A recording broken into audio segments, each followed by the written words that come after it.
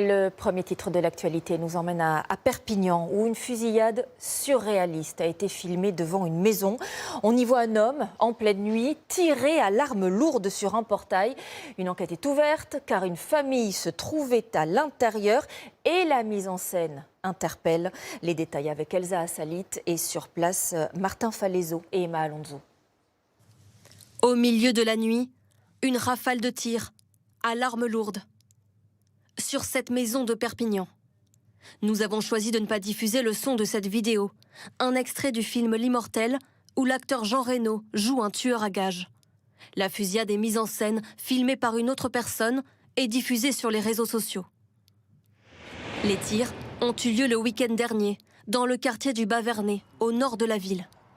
À l'intérieur de la maison se trouvait un couple et un nourrisson de 9 mois. Par peur, ils ont quitté la ville.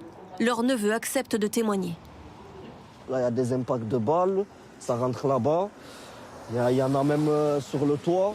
Au total, une vingtaine d'impacts. Certains ont même traversé les murs et cette fenêtre. Ici, on a des impacts de balles. C'est rentré ici et c'est rentré là. Voilà.